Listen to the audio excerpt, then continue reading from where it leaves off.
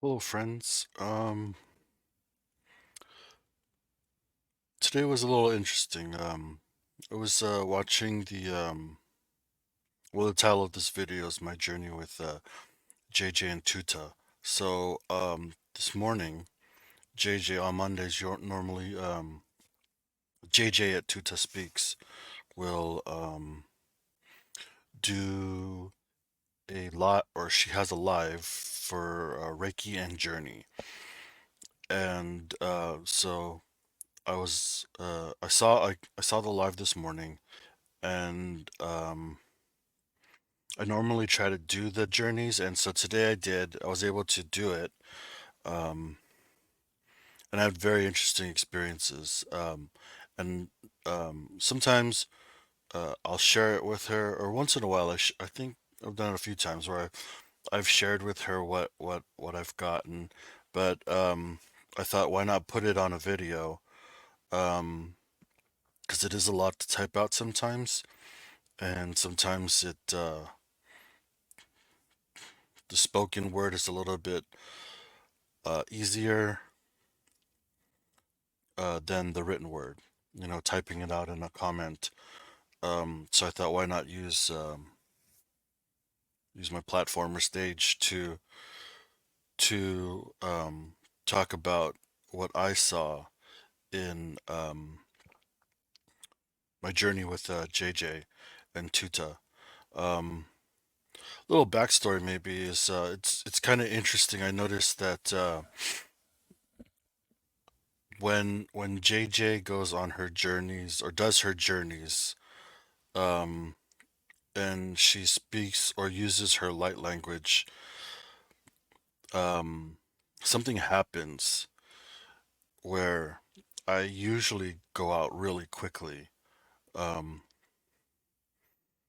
and I noticed that I don't think it happens to me when I hear all light language, but I do notice specifically with JJ and with Karen Starseed 11 or 111, when they when they use their light language in the middle, or through the course of a meditation or a journey, then I do tend to go out um quickly. And I'm not sure, so I was trying to figure out if this had something to do with like past life, um or if it's just a maybe a trigger for myself. Like when I hear it, I use it as a permission slip to let go quickly or immediately. That I'm not sure. I do know, like with JJ, it's always been the strongest. So when she does use her light language, yeah, I'm out in seconds. Um, and I have done journeys with her, private journeys or sessions with her, and even in those sessions, I go out really quickly. I see a lot of things and I see them clearly, or I feel them clearly, or both. Um, so maybe a plug to, if you like going on journeys or um, stuff like that, um, check her out. I'll try to, I'm not good with this stuff, so I'll try to link the video that from today, and hopefully I'll also add the link to her YouTube or place where you can, get a sign up for a session or some stuff like that. But anyways, um, so on the journey today, she spoke about, or one of the first things, um, or maybe like points of interest, was to see yourself, um, see a version of yourself. And so, um, I saw I saw an outline of myself, and it was just a silhouette, we'll say. and inside of the silhouette was all white light. And I knew it was myself because I've seen silhouettes of myself before, and I understand. I think there's a familiarity with it, and I understand what my light feels like or looks like. Like I understand. I don't know how to explain it, but there's just a knowingness when I see the glow or the energy. I know that it's mine or it's not mine, and it's somebody else. But I saw my silhouette, and what was interesting was I saw my silhouette in its purest form. So it was just clean. There was nothing clean, pure. Um,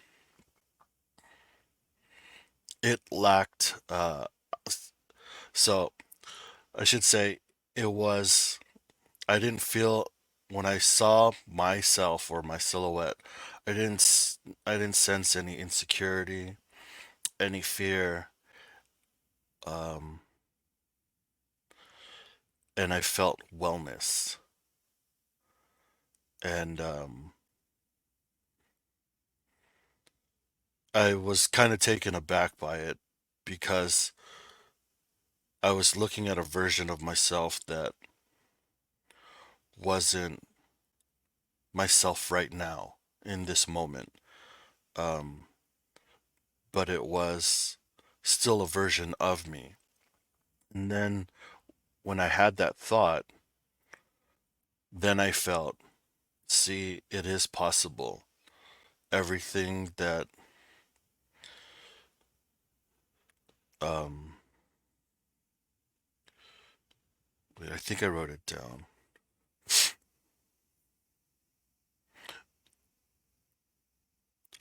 Yeah, so what I'm seeking is possible is what I wrote down. What I'm seeking is possible, and I saw it in myself. I thought that was pretty amazing. And then I could hear JJ say something about a spirit animal or something like an animal or uh, um, something that was there with you. And then I saw a frog.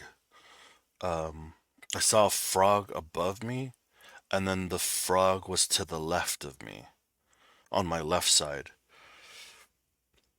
And then I was curious about why the frog was there or what it represented, and so I asked, which is actually very uncommon for me because normally when I I go out and like through meditation or whatever, I don't ask questions because I don't want to um I don't know why, but I just don't ask questions, and it's probably because I don't want to interrupt the moment. I just want to take everything in and then I'll figure it out later. Um but for some reason I saw the frog and I felt it on my left side, and I was wondering what that meant. And in that wonder, um, I felt it represents transformation. So I felt from the tadpole to the frog, and then I felt from and then there was a pause, there was a silence, and then I heard JJ say the light. And I was like, oh, wow, that's pretty, pretty interesting that she completed that sentence, and I didn't lose track of that or lose sight of that. That really caught my attention. Um, so I thought that was very interesting. And then the next part of the journey, or another part of the journey, she talked about, um, young ones buried in Canada. And so I was out the whole time, so I didn't really like, I wasn't focused too much on what she was saying after I went out. Um, but I sat with the first part of myself, and then what I caught on later was the young ones buried in Canada. And the interesting part was I felt that right away I had a feeling of the Trail of Tears. I'm not too knowledgeable about that. I just recently actually heard about the Trail of Tears. Um, but it was like I was teleported to like a prairie, or it was like a an open grassland, I guess like a prairie, I guess, if you would call it that. And there was like rolling hills, like not mountains, but just, you know, I guess rolling hills. I don't know how else to describe it. But I was in this area, and after feeling like we were talking about, or that I was had something to do with the Trail of Tears. So I was in this prairie grassland area, and I was by myself all alone, and I felt I felt fine, but all around me I could feel sorrow. And I was by myself, there was nobody there. I was just standing by myself in this prairie. And but there was all this energy of sorrow, like deep sorrow of like I could feel a mother's cry. Um like I could feel like somebody's soul was gone. Like when you experience a loss that just rips your heart out, kind of thing. And that's what I was feeling in this place, on in this grassy area, this prairie. Um, it was very interesting just sitting in that space. Um, I heard something about JJ saying steam. Um, I think she was saying steamy, like steam coming um, from your eyes or something like that. And then for some reason, the energy shifted and it went to Earth, like Gaia. And so it was like the Earth holds energy, or the land rather. So I guess it was to show like that area where I was at, that prairie or grassland was holding um, energy of sorrow and um, sadness and loss, like heart loss or heartbreak. And what I felt after that was the earth. The earth will cleanse itself of those energies so that it could start anew. And what I felt was like a flood coming through, washing away the sadness or that energy that was tied to or held by the land. Was like water coming through, washing that energy away. And then I also felt like I wasn't in that prairie, but I felt like um, it's part of like a cleansing that the earth does, or the land does, not the earth, but the land does to clear energy. And it can also happen with like forest fires, how the the land will burn itself to seed new life. So to burn the old so that the new can come and grow. Um, thought that was very interesting. What else did I write down? Sorry, so this one normally I just like to like go shoot straight from the hip, but this one I did take notes when I was in the journey, and so I didn't want to leave stuff out so that it would be an incomplete thought or vision. Um,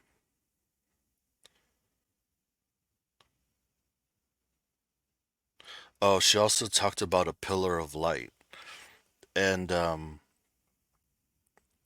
thought, I think she said a pillar of light, and it was a blue light, and for some reason I felt life instead of light, and so I saw this like turquoise, like it was like a turquoise splatter, and then what was interesting was I saw all these like after the splatter, then I saw these dots.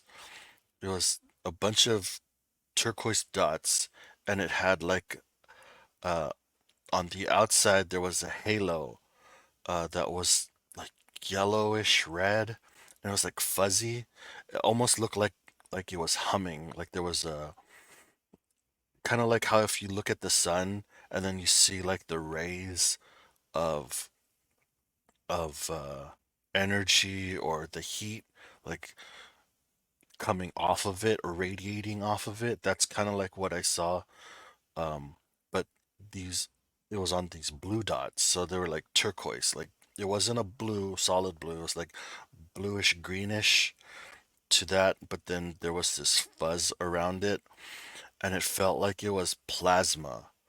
Like so, the splatter was plasma, and then when I saw the individual dots, it was like